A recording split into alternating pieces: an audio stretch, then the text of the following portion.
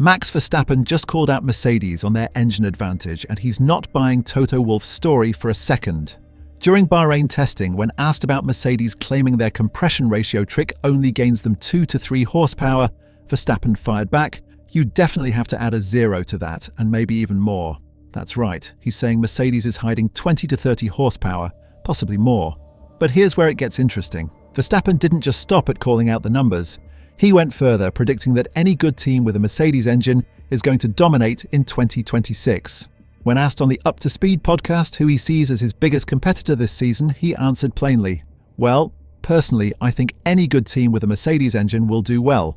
That's Mercedes, McLaren, Williams and Alpine, all running the same power unit that Verstappen believes has found a massive performance loophole." So what's actually happening here?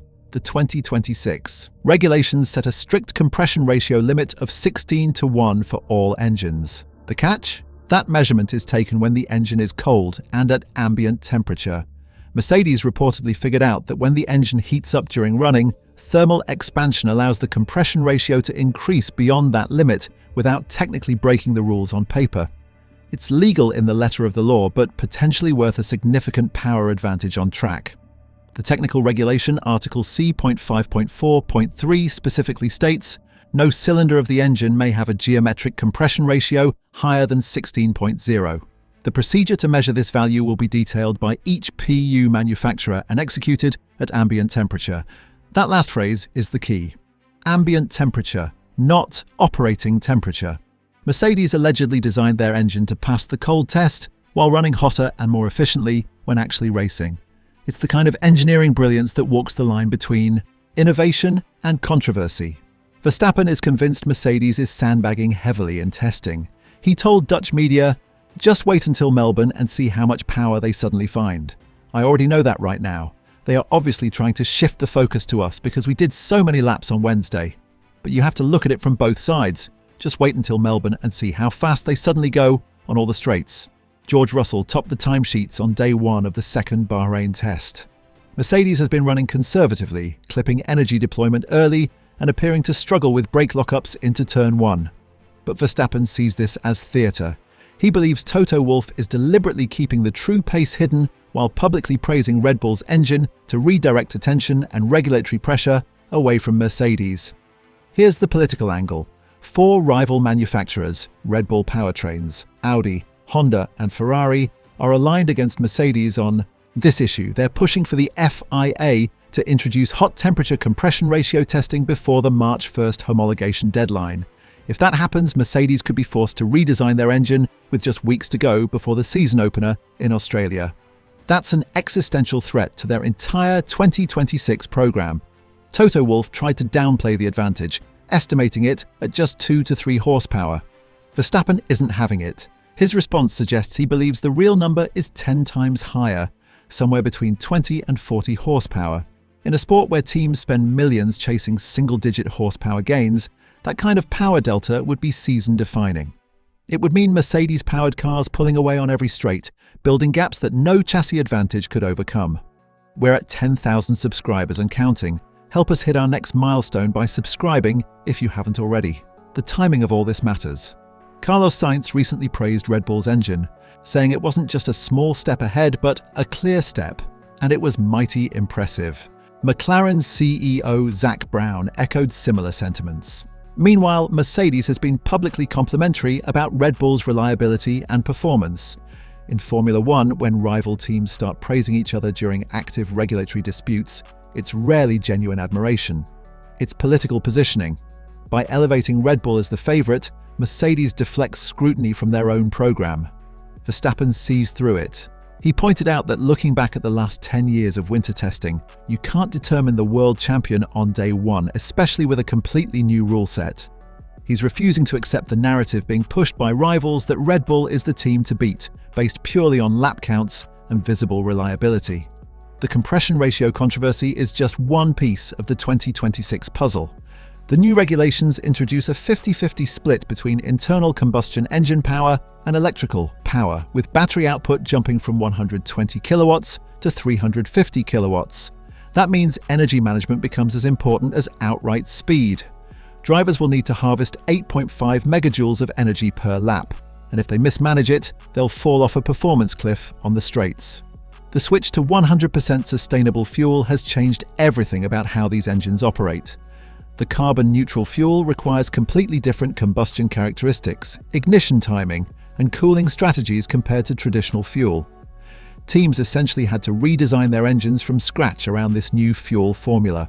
Red Bull Ford focused heavily on long-term reliability during this transition, while Mercedes is suspected of using their customer teams as live testing laboratories to gather more data across different chassis configurations. Verstappen has been brutally honest about his feelings on these new cars. He described them as Formula E on steroids and anti-racing, saying, "The experience is mostly about managing rather than pure racing. In certain corners, drivers have to go extremely slowly just to recover energy." For someone who believes Formula One should be about driving as fast as possible, this fundamental shift doesn't sit well. He doubled down on those comments days later, saying, "I want us to actually stay away from that and be Formula One, so don't increase the battery. Actually get rid of that and focus on a nice engine and have Formula E as Formula E, because that's what they are about." The new manual override mode replaces DRS for 2026. The leading car's energy deployment tapers off after 290 km per hour, but the chasing driver can press a button to sustain a full 350 kilowatt surge all the way to 337 km per hour. It's a tactical tool designed to help overtaking, but it also adds another layer of complexity to race management. Drivers must manually toggle between corner mode for maximum downforce and straight mode for efficiency. Mercedes appeared to struggle with these transitions during Bahrain testing, frequently locking brakes into turn 1. But again, Verstappen remains convinced this is coordinated deception. Verstappen's warning about Mercedes-powered teams isn't just speculation. Mercedes Works teams have access to the same power unit, and if the compression ratio advantage is real and legal, McLaren becomes an instant threat.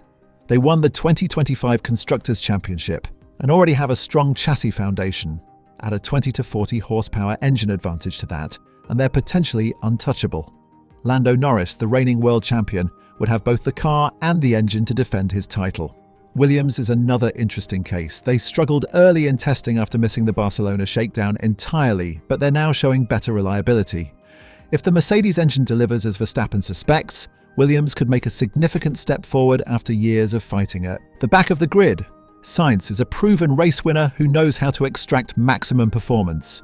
Pair him with a potential engine advantage, and Williams could realistically challenge for podiums. Alpine shut down their engine program and switched to Mercedes power for 2026.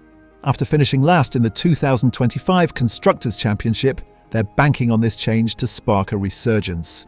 If Verstappen is right about the Mercedes advantage, Alpine could be the dark horse of the season.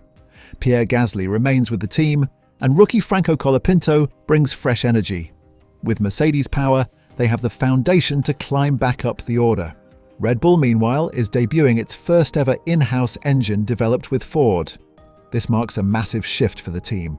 They've relied on external suppliers for their entire Formula One existence. First Renault, then Honda-branded power. Now they're a full works team. Verstappen praised the work. "It's honestly incredible to witness how these guys have started from zero and have given us a power unit that is running well.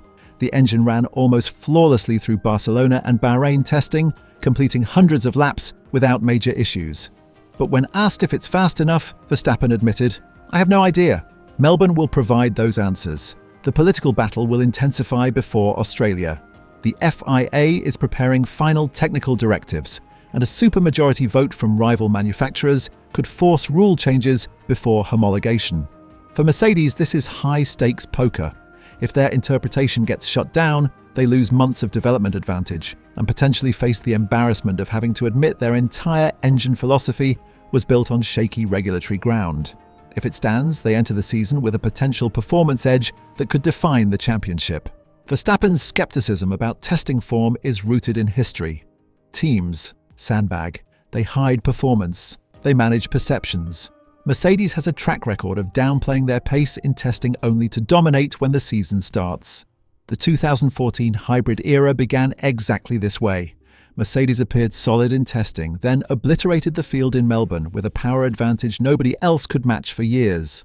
Whether Verstappen is correct about the scale of Mercedes' advantage remains to be seen, But his willingness to publicly challenge the narrative shows Red Bull understands what's at stake.